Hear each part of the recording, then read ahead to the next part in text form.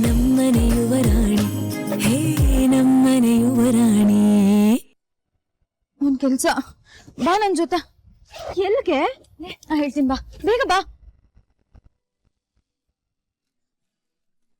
ಸರಿ, ನೀರಂಗೆ ಕಾಲ್ ಮಾಡಲ್ಲ, ಆದ್ರೆ ಒಂದ್ ಕಂಡೀಷನ್. ಈ ಚೀಟಿಗೆ ನೀನೇನು ಉತ್ತರ ಕೊಡ್ತೀಯ ಅಂತ ಹೇಳ್ಬೇಕು. ಹೇಳ್ಬಿಡ್ತಾರೆ ಇವನ್ಗೆ ಅಪ್ಪಯ್ಯ. ಹೋಗಲ್ಲ. ಓಹೋ, ಹೇಳಲ್ವಾ? ಹೇಳಲ್ಲ. ಸರಿ ಬಿಡು, ಮೀರಂಗ್ ಕಾಲ್ ಮಾಡಿದ್ರೆ ಅವಳೇ ಉತ್ತರನ್ ಕಕ್ಕಿಸ್ತಾಳೆ. ಅನಿ ಅನಿ ಅನಿ ಪ್ಲೀಸ್ ಕಣೋ, ಬೇಡ ಕಣೋ, ಆಯ್ತು ಆಯ್ತು, ಪ್ಲೀಸ್ ಪ್ಲೀಸ್ ಪ್ಲೀಸ್ ಫೋನ್ ಮಾಡ್ತೀನಿ.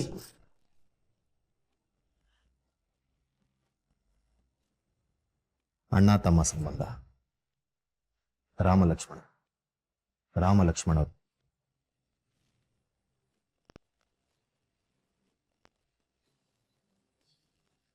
ಅಣ್ಣ ತಮ್ಮ ಸಂಬಂಧ, ರಾಮಲಕ್ಷ್ಮಣರು.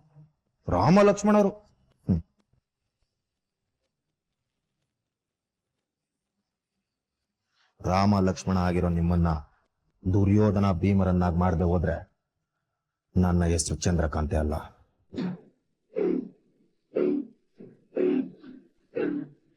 ಅದಕ್ಕೆ ಅಷ್ಟು ಪ್ರೀತಿಯಿಂದ ಲೆಟರ್ ಬರ್ದಿದ್ದಾರೆ. ಏನ್ ಉತ್ತರ ಕೊಡ್ತೀಯ ಅಂತ ಕೇಳಿದ್ರೆ ಇಷ್ಟೊಂದು ಸತಾಯಿಸ್ಬೇಕಾ? ಪ್ಲೀಸ್ ಕಣೋ, ಬೇಡ ಕಣೋ, ಪ್ಲೀಸ್ ಹೇಳು.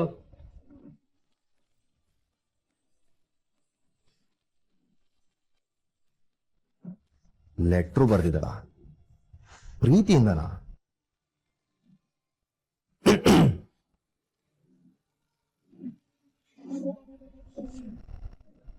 ಹಾಯ್ ಅಂಕಲ್, ಅಲ್ಲೇ ನಿಂತಿದ್ದೀರಾ, ಬನ್ನಿ ಇಲ್ಲಿ. ಅದೇನಿಲ್ಲ, ಊಟಕ್ಕೆ. ಮಾವ ಬನ್ನಿ ಬನ್ನಿ, ನಿಮ್ಗೋಸ್ಕರನೇ ಕಾಯ್ತಾ ಇದ್ವಿ.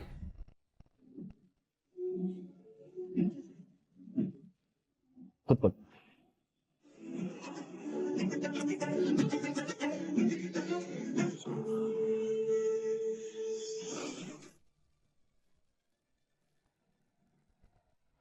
ಬೆಂಕಿ ಅಂತ ನನ್ನ ಮಗಳು ಇವನಿಗೆ ಪ್ರೇಮ ಪತ್ರ ಬರೀತಿದ್ದಾಳ.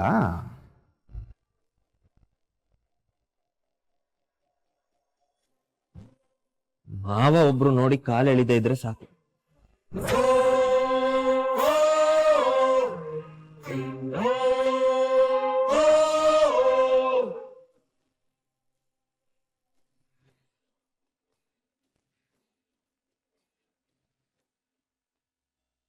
ಈ ಅಂಕಲ್ನ ಹೇಗಪ್ಪ ಬದಲಾಯಿಸೋದು? ಸರ್ ಪ್ಲೀಸ್ ಸರ್, 2 ದಿನ ಎಕ್ಸ್ಟೆನ್ಷನ್ ಟೈಮ್ ಕೊಡಿ ಸರ್. ದುಡ್ಡು ಕಟ್ಬಿಡ್ತೀನಿ, ಮಿಸ್ ಮಾಡಲ್ಲ. ಅದು ಹೇಗಾಗತ್ತಮ್ಮ? ನಿಮ್ಮಂತವ್ರಿಗೋಸ್ಕರ ನಾವು ಇನ್ಸ್ಟಾಲ್ಮೆಂಟ್ ಮೇಲೆ ಫೀಸ್ ಕಟ್ಸ್ಕೊಳ್ತೀವಿ. ಎಕ್ಸಾಮ್ ಹತ್ರ ಬರೋರ್ಗು ಟೈಮ್ ಕೊಡ್ತೀವಿ. ಇನ್ನೂ 2 ದಿನ ಅಂದ್ರೆ ಸಾಧ್ಯನೇ ಇಲ್ಲ. ಸರ್ ಪ್ಲೀಸ್ ಸರ್, ಅವಳು ಫೀಸ್ಗೆ ಅಂತಾನೆ ಅಮೌಂಟ್ ರೆಡಿ ಮಾಡಿದ್ಲು, ಆದ್ರೆ ಯಾರೋ ಪಿಕ್ ಪಾಕೆಟ್ ಮಾಡಿದ್ದಾರೆ.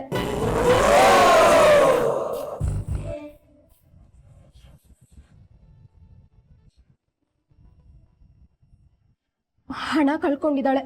ಮನೇಲಿ ಬೇರೆ ಪರಿಸ್ಥಿತಿ ಸರಿ ಇಲ್ಲ, ಅದಕ್ಕೆ ಮತ್ತೆ ಹಣ ಕೇಳೋದಕ್ಕಾಗಲ್ಲ, ಅದಕ್ಕೆ ಹೇಳ್ತಿದ್ದಾಳೆ ಸರ್. ಇಲ್ಲಮ್ಮ, ನಾಳೆ ಅಷ್ಟೊತ್ತಿಗೆ ನಾನು ಬ್ಯಾಂಕ್ ಕಟ್ಟಬೇಕು. ಇಲ್ಲ ಅಂದ್ರೆ ಯಾಕೆ ಕಟ್ಟಿಲ್ಲ ಅಂತ ಡೈರೆಕ್ಟರ್ಸು ನನ್ನ ಕೇಳ್ತಾರೆ.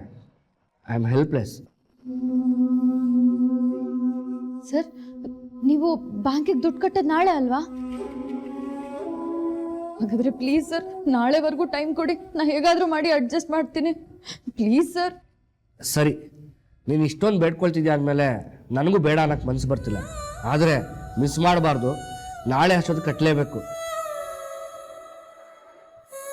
ಇಲ್ಲ ಅಂದರೆ ನಾನೆಲ್ಲ ಅಮೌಂಟನ್ನ ಬ್ಯಾಂಕಿಗೆ ಕಟ್ಬಿಡ್ತೀನಿ, ಆಮೇಲೆ ಏನೂ ಮಾಡೋಕ್ಕಾಗಲ್ಲ. ನಿಮ್ಗೆ ಇನ್ನೊಂದು ವರ್ಷ ಹಾಳಾಗತ್ತೆ. ಇಲ್ಲ ಸರ್, ಹಾಗಾಗಲ್ಲ, ಕಟ್ಬಿಡ್ತೀನಿ, ಮಿಸ್ ಮಾಡಲ್ಲ. Thank you sir.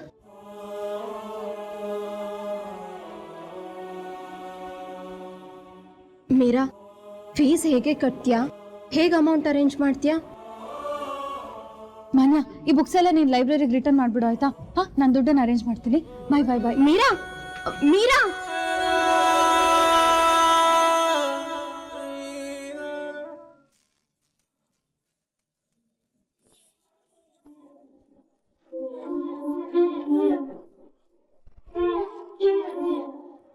ಅಮರೇ, ಬದನೆಕಾಯಿ ಕೆಜಿಗೆ 40 ರೂಪಾಯಿ ಹೇಳಿದ್ರು. ನಾನು ಹಂಗೋ ಹಿಂಗೋ ಚೌಕಾಸಿ ಮಾಡಿ 20 ರೂಪಾಯಿ ಕೆಜಿ ಹಾಕ್ಸ್ಕೊಂಬಂದಿದ್ದೀನಿ. 20 ರೂಪಾಯಿಗೆ ಎಂತದ್ ಕೊಡ್ಬೇಕೋ ಅಂತದೇ ಕೊಟ್ಟಿದ್ದಾರೆ. ನೀನೇನಾದ್ರೂ ಇದನ್ನ ತರದೆ ಹೋಗಿದಿದ್ರೆ ಇವತ್ತು ಸಾಯಂಕಾಲ ಅಷ್ಟೊತ್ತಿಗೆ ಇದನ್ನ ಹಸುಗ್ ಹಾಕಿರೋರು ನೋಡಿಲಿ. ಕೆಜಿಗೆ 40 ರೂಪಾಯಿ ಕೊಡೋದಕ್ಕಿಂತ ಅಷ್ಟೋ ಇಷ್ಟೋ ಕೆಟ್ಟಿರೋ ಕಾಯನ್ನ ಕುಯ್ದು ಹಾಕಿದ್ರೆ ಎಷ್ಟೋ ಉಳಿತಾಯ ಆಗತ್ತೆ. ಆರೋಗ್ಯವಾಗಿರೋ ತಿನ್ಬೇಕಲ್ವಾ ಲಕ್ಷ್ಮಿ ಅಮ್ಮ. ನಿನ್ ಮನೆ ಆಗಿದ್ರೆ ಆಗೇನ್ ಮಾಡ್ತಿದ್ಯೋ, ಯಾರ್ದೋ ಮನೆ ದುಡ್ಡು. ಆರೋಗ್ಯವಾಗಿರೋ ತಿಂದೆ ಇನ್ನೇನ್ ಮಾಡ್ತೀಯ? ಇದೇನೋ ಕೊತ್ತಂಬರಿ ಬೇರೆ ಇರ್ಲಿಲ್ವಾ? ಚೆನ್ನಾಗೇ ಇಲ್ಲ. ಏನಮ್ಮ ಈಗ ಅಂದ್ಬಿಟ್ರೆ? ಬೇರೆ ಕಡೆ ಕೊತ್ತಂಬರಿ ಸೊಪ್ಪಿಗೆ ಕೊಟ್ಟಿಗೆ 25 ರೂಪಾಯಿ ಹೇಳಿದ್ರು, ನಾನು 10 ರೂಪಾಯಿ ಕಟ್ ತಂದಿದ್ದೀನಿ. ಇಲ್ಲಿ ನೋಡಿಲಿ, ಬೇರೆ ಹತ್ರ ಇರೋ ಎಲೆ ಎಲ್ಲ ಕೊಳ್ತು ಹೋಗಿದೆ. ಕಡಿಮೆ ರೇಟಿಗೆ ಸಿಗುತ್ತೆ ಅಂತ ಕೊಳ್ತು ಹೋಗಿರೋ ತಿನ್ನಕ್ಕಾಗತ್ತಾ? ಅಮ್ಮ, ಕಡಲೆ ಬೀಜ ಏನ್ ರೇಟ್ ಆಗಿದೆ ಅಂತೀರಾ? ಕೆಜಿಗೆ 125 ರೂಪಾಯಿ. ಕಳೆದ 1-2 ವರ್ಷದಿಂದ 75 ರೂಪಾಯಿ ಇತ್ತು. ಸುಂದ್ರ, ತರಕಾರಿನೆಲ್ಲ ಫ್ರೆಶ್ ನೀರಲ್ಲಿ ತೊಳೆದಿಟ್ಟು ಆಮೇಲೆ ಎತ್ತಿಡೋಣ. ಆಯ್ತು ಬರ್ರಿ. ಸುಂದ್ರಣ್ಣ, ದಿನಸಿ ಅಂಗಡಿ ಬಿಲ್ಲಲ್ಲಿ ಅದ್ರಲ್ಲಿ ಇರ್ಬೇಕು ನೋಡಿ ಮರೆ. ಇಲ್ಲ, ಇದರಲ್ಲಿ ಬರೀ ತರಕಾರಿ ಬಿಲ್ ಇದೆ ಅಷ್ಟೇ. ಇಲ್ಲೇ ಇತ್ತಲ್ಲ.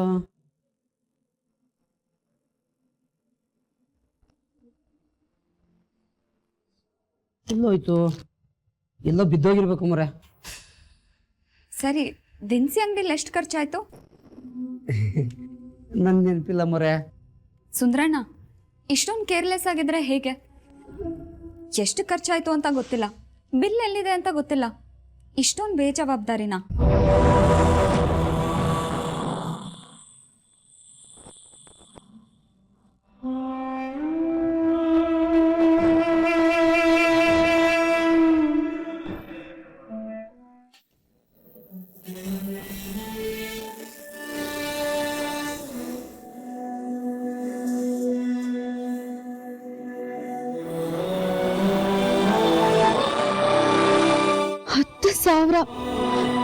ಅಷ್ಟೊಂದು ದೊಡ್ಡ ಅಮೌಂಟ್ನ ಒಂದಿನದಲ್ಲಿ ಹೇಗಪ್ಪ ಅರೇಂಜ್ ಮಾಡಲಿ?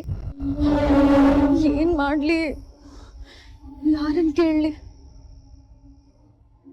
ಅಮ್ಮಂಗೇನಾದ್ರೂ ಹೀಗಾಯ್ತು ಅಂತ ಹೇಳಿದ್ರೆ ಪಾಪ ತುಂಬಾ ನೊಂದ್ಕೊಂಡ್ಬಿಡ್ತಾರ. ಸಾಕು ಹತ್ರ ದುಡ್ಡು ಕೇಳೋಣ ಅಂದ್ರೆ ಅಲ್ಲಿ ಅಕ್ಕ ಬಾಯಿ ಬಂದಂಗೆ ಮಾತಾಡಿದಾರ.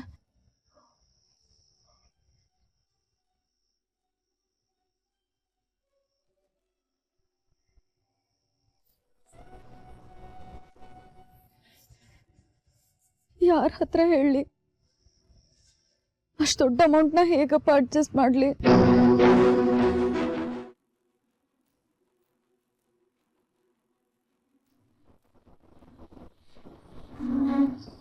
ಗಣೇಶ, ಪ್ಲೀಸ್ ನೀನೇ ನಂಗೇನಾದ್ರೂ ದಾರಿ ತೋರ್ಸಪ್ಪ.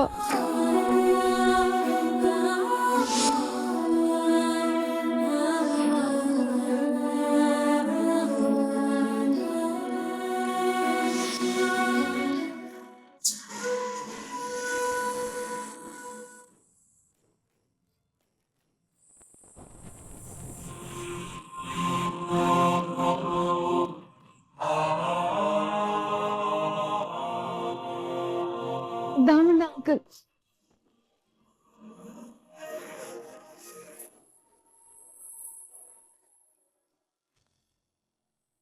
ಅಮ್ಮೋರೆ, ನಾನು ನಿಯತ್ತಾಗಿದ್ದೀನಿ ಅಮ್ಮೋರೆ.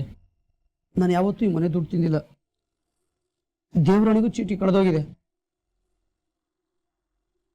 ಚೀಟಿ ಎಲ್ಲಾದ್ರೂ ಕಳೆದೋಯ್ತೋ ಅಥವಾ ನೀನೇ ಎಲ್ಲಾದ್ರೂ ಬಿಸಾಕಿದ್ಯೋ?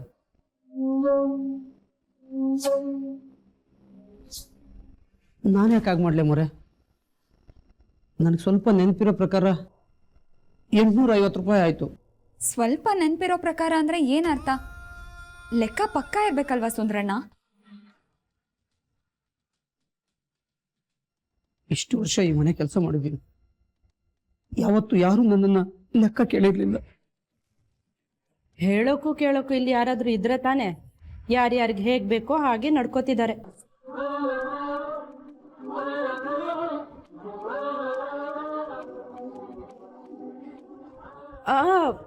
ಇದ್ರ ಅರ್ಥ ನೀನ್ ತಿಂತಿದ್ಯಾ ಅಂತ ಅಲ್ಲಪ್ಪ. ಲೆಕ್ಕ ಸರಿಯಾಗಿದ್ರೆ ನಿನ್ ಮೇಲೆ ಯಾರಿಗೂ ಅನುಮಾನ ಬರಲ್ವಲ್ಲ. ಲಕ್ಷ್ಮಿ ಅಮ್ಮ, ಸುಂದ್ರ ಯಾವತ್ತೂ ಹಣಕಾಸಿನ ವಿಷಯದಲ್ಲಿ ಹೆಚ್ಚು ಕಮ್ಮಿ ಮಾಡ್ದವನಲ್ಲ. ಚೌಕಾಸಿ ಮಾಡಿ ಎಷ್ಟು ಉಳ್ಸೋಕ್ಕಾಗುತ್ತೋ ಅಂತ ನೋಡ್ತಾನೆ. ದಯವಿಟ್ಟು ಅವನ ಮೇಲೆ ಅನುಮಾನ ಪಡಬೇಡಿಮ್ಮ.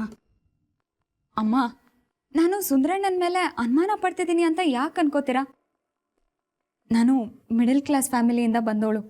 ಪ್ರತಿಯೊಂದಕ್ಕೂ ಲೆಕ್ಕ ಇಟ್ಟು ಮನೆನ ತೂಗಿಸ್ಕೊಂಡು ಹೋಗೋದು ರೂಢಿ ಆಗ್ಬಿಟ್ಟಿದೆ. ಯಾವುದ್ರಲ್ಲೂ ಅನವಶ್ಯಕವಾಗಿ ಹಣ ಪೋಲಾಗಬಾರ್ದಲ್ವಾ? ನಾವು ಮಾಡೋ ಪ್ರತಿ ಖರ್ಚಿಗೂ ಲೆಕ್ಕ ಇರಬೇಕು. ಕಷ್ಟಪಟ್ಟು ದುಡ್ದಿದ್ದನ್ನ ಇಷ್ಟಪಟ್ಟು ಖರ್ಚು ಮಾಡಬೇಕು. ಸೋರ್ ಹೋಗೋದನ್ನ ತಡಿಬೇಕಲ್ವಮ್ಮ? ಈಗ ನಾವು ಪ್ರತಿಯೊಂದಕ್ಕೂ ಲೆಕ್ಕ ಇಡ್ತಾ ಲಿಮಿಟಾಗಿ ಖರ್ಚು ಮಾಡ್ತಿದ್ರೆ ಒಂದು ತಿಂಗಳಿಗೆ ಮನೆ ಖರ್ಚಿಗೆ ಎಷ್ಟು ಬೇಕಾಗುತ್ತೆ, ಎಷ್ಟು ಸಾಲತ್ತೆ ಅನ್ನೋದು ಗೊತ್ತಾಗುತ್ತೆ. ಅನ್ನೆಸೆಸರಿ ವೇಸ್ಟ್ ಆಗ್ತಾ ಇದ್ರೆ ತಿಂಗಳ ತರಕಾರಿಯಲ್ಲೋ ದಿನಸಿಯಲ್ಲೋ ಉಳಿಸ್ಬೋದಲ್ವಾ? ಹನಿ ಹನಿ ಸೇರಿದ್ರೆ ಹಳ್ಳ ಅಂತ ಹೇಳ್ತಾರೆ.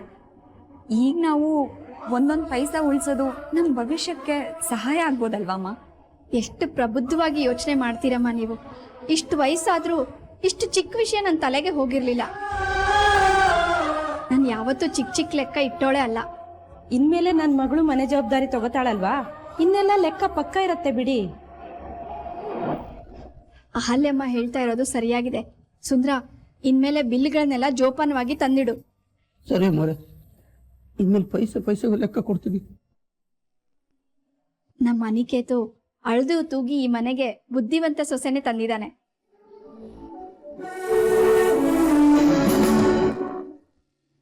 ಹೇ, 2 ಸ್ಪೆಷಲ್ ಚಾಯ್ ಕೊಡು.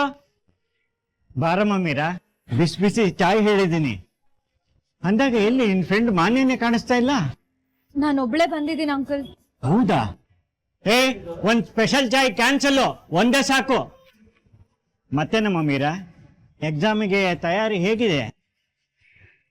ಅಲ್ಲ, ಈಗಿನ ಕಾಲದ ಮಕ್ಕಳು ತಿಂಡಿ ತಿನ್ನೋದಕ್ಕೆ ಬರೋರು, ಕಾಫಿ ಕುಡಿಯೋದಕ್ಕೆ ಬರೋರು ನಮ್ಮ ಹೋಟ್ಲನ್ನೇ ಸ್ಟಡಿ ರೂಮ್ ಅನ್ಕೊಂಡ್ಬಿಟ್ಟಿದ್ದಾರೆ ಅಂತ ಕಾಣುತ್ತೆ. ಟೇಬಲ್ ಮೇಲೆ ಪುಸ್ತಕ ಓದ್ತಾರೆ, ಟೇಬಲ್ ಮೇಲೆ ಪುಸ್ತಕ ಇಡ್ತಾರೆ. ವರ್ಷ ಪೂರ್ತಿ ಚೆನ್ನಾಗಿ ಓದಿದ್ರೆ ಈ ರೀತಿ ಹೋಟೆಲ್ ಸ್ಟಡಿ ಮಾಡ್ಬೇಕಾದ ಪರಿಸ್ಥಿತಿ ಬರ್ತಾ ಇತ್ತಾ? ಇಲ್ಲ ದಾಮಣ್ಣ. ಇದ್ಯಾಕಮ್ಮ ಹೀಗಿದೀಯಾ? ಯಾವಾಗ್ಲೂ ಅರಳು ಹೊರದಾಗೆ ಪಟ್ಪಟ ಅಂತ ಮಾತಾಡ್ತಾ ಇದ್ದೆ. ದಾಮಣ್ಣ, ಆಕ್ಚುಲಿ ನಾನು ನಿಮ್ ಹತ್ರ ಒಂದ್ ಸಹಾಯ ಕೇಳೋದಕ್ ಬಂದೆ.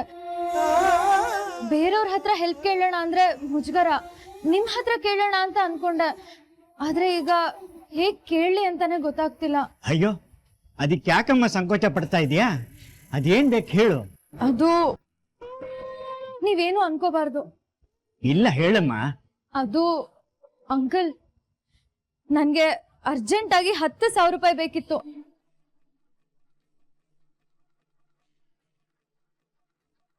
ಏನು, 10,000ನಾ? ಧಾಮಣ್ಣ ಅಂಕಲ್, ಅರ್ಜೆಂಟ್ ಆಗಿ ಹಣ ಬೇಕಿತ್ತು. ಏನಮ್ಮ ಮೀರಾ, ತಮಾಷೆ ಮಾಡೋದಕ್ಕೆ ನಾನೇ ಸಿಕ್ಕಿದ್ನೋ ಹೇಗೆ? ಅಯ್ಯೋ ಅಂಕಲ್, ದೇವ್ರಾಣೆಗೂ ತಮಾಷೆ ಮಾಡ್ತಿಲ್ಲ. ಅಂಕಲ್, ಅರ್ಜೆಂಟ್ ಆಗಿ 10,000 ರೂಪಾಯಿ ಬೇಕಿತ್ತು, ಪ್ಲೀಸ್ ಕೊಡಿ.